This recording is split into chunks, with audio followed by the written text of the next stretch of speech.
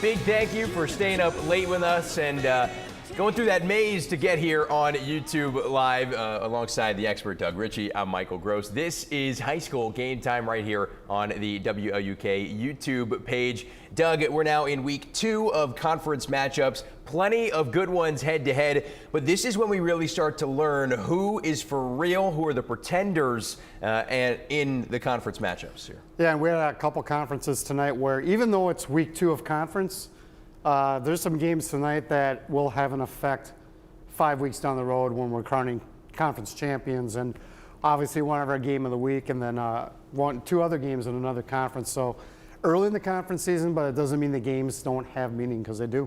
Right, and when it's in mid-September, it's starting to feel like it's a bit chillier, like that playoff atmosphere. But like you said, they do have a lot more meaning, especially when you want to get wins against your opponents in conference, even a rivalry between Bonduelle and Kewanee. Bears have won 11 straight Packerland games. So the Storm, Doug, they want to change that. First trip to the red zone, Brett Paulson, the quarterback, leading rusher, scrambling inside the 5. Yeah, it was kind of easy right there. He just kind of waltzed in. I think I could have scored there. Exactly. Next drive, we go. It's the Bears. It's the running back near the goal line, Carter Maish, jumping through. Got pulled down, but still reached across for the touchdown. Then again, time winding down to the first. Check out the agility of Paulson here. Gets out of a tackle, throws one downfield, but how about Quinn Wessenberg, quarterback and a defensive back? That happened again, quarterback with an interception. Bears would stall. Kewanee another chance. Paulson is the thunder, the lightning, and the rain for the Storm. He's in for a second touchdown. 2 more rushing touchdowns, 9 on the year. In the 4th, they got a chance, and this ball gets popped out here to give Bonduelle life, down by 7. Now late in the 4th with the clock winding down, Bonduelle needs the line to gain to continue the game. Wessenberg and the Bears try a trick play, the double pitch, but the Storm was all over it. Scoreline read 14-7 at half, and that would be all the scoring there was as Kewanee gets the win. I mean, it's always good to get a win, home opener in a big conference battle like that. So it's always nice to get a win. Got to give props out to Bonduelle. I mean, that's a hell of a football club, and grind it right to the very, very end. And they basically pushed us right to our very limit. So I got to give a lot of credit to them. Like I said, it's a good ball club that we just beat there. And like I said, proud of the guys, the way they ground out and made plays when you absolutely needed to. Doug, 11 consecutive wins for Bonduelle in the Packerland. Gone into thin air as Kewanee. Really nice job tonight. Yeah, I asked Randy Charles in our pregame, these defenses have done really well. Is this going to be is this going to be a low-scoring game, or can these offenses get on track? Well, we got our answer. Those first 2 touchdowns happened back-to-back in the first quarter, I believe. The rest of the game, 1 touchdown drive. The defense has really stood tall, and you can rest on defense. If your offense isn't holding it together, if they're not making big plays, defenses keep you in the game, and that's what won the game for Kewanee tonight. And Bonduelle not that far off. They just need an extra play or 2. They didn't get it. Yeah, if anything we've learned from Lambeau Field, that defense wins championships. It does. The high schoolers got to be taken after them. Let's go to some more highlights. A big one tonight in Kimberly. 4th-ranked Papermakers hosting Fond du Lac. Tied at 7 until Keegan Plew finds a lane and scores from 22 out. 14-7 Papermakers. Here we go. Fond du Lac would answer right back on 4th and 1. Cardinals get more than a first down thanks to this 33-yard rushing touchdown from Mason Henschel. Game tied at 14. Let's go under 5 to play. First half, direct snap, Maddox Hermes punching in through the crowd, 21-14.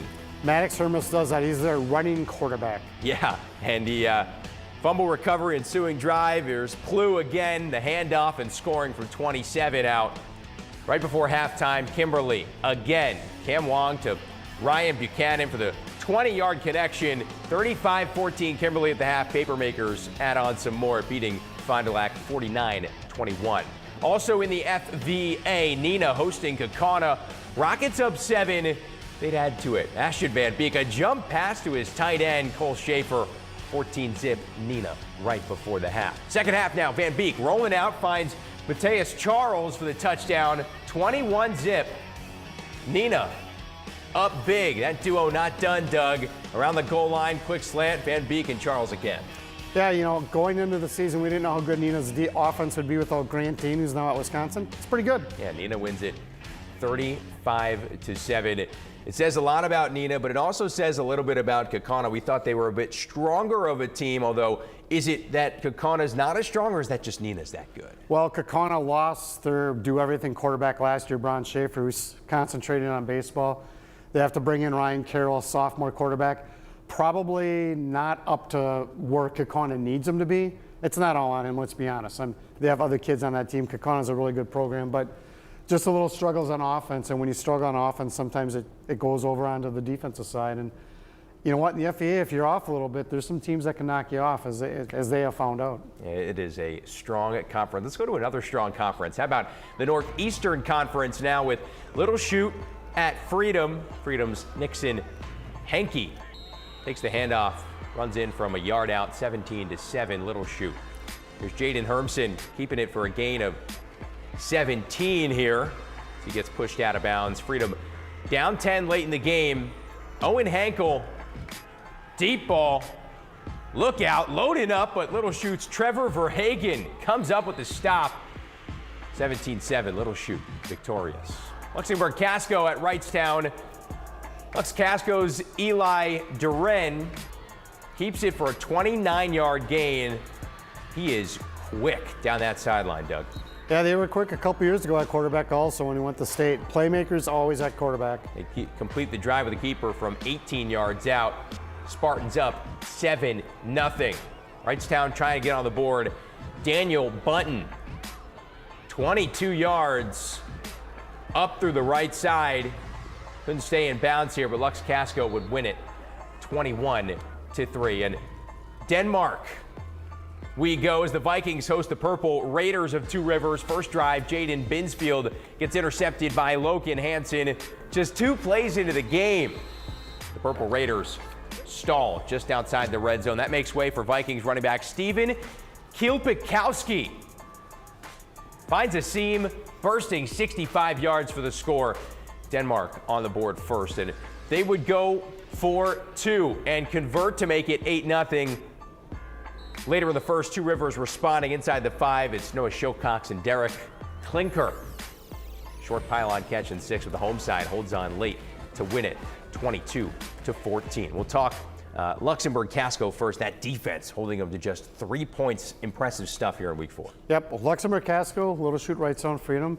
Top 4 in the conference. They all met tonight. The LCs look pretty good. They both won, and I was told early in the year, actually before the season started, a coach not from the NEC said, Doug, watch out, Little Chute might win that conference. And they're headed in obviously the right direction. More games to play. These teams still are going to collide with each other, but Little Chute's really good. Their defense, we saw them hold Winnicott and Brody Schaefer to 13 points. They're no joke. You got to be tough to beat that team.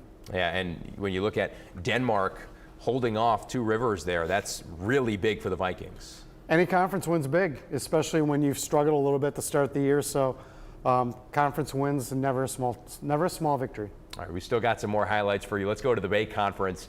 Xavier matching up with the home team, Seymour Thunder. Here's quarterback Caden Staffel taking it himself, 6-0. Doug, we got a lot of quarterbacks that just love to run the football. Yeah, Staffel was really good last year. He's really good this year. Seymour can score. Yeah, and after a fumble recovery by Xavier, Hawks looking for a big play. But it's the INT and Carter Gesse negating that. Big play for him and the Hawks. Let's go to the second. Xavier Salzman takes the handoff, 41 yards in the juke move. Doing some dancing.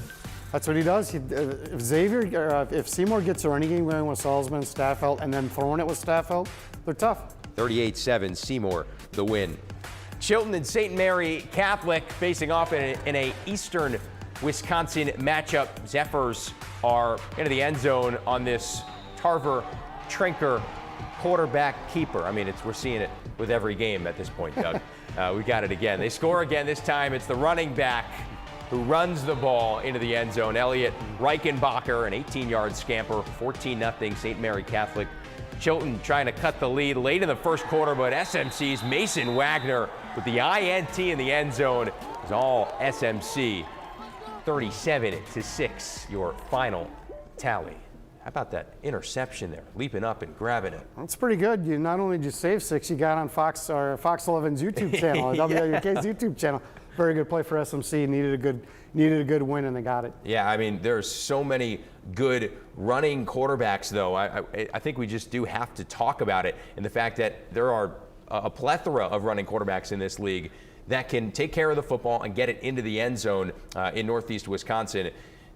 That's something that when you're a team, a defense, you have to prepare for, both the running aspect and the throwing aspect. How difficult is that for them? Well, there's not many offenses in high school especially that are going to be very complex with the passing game. Outside of West Appear, Chris Greisen, they can throw it like few others in the state. But you know what? The quarterback touches the ball every time on offense.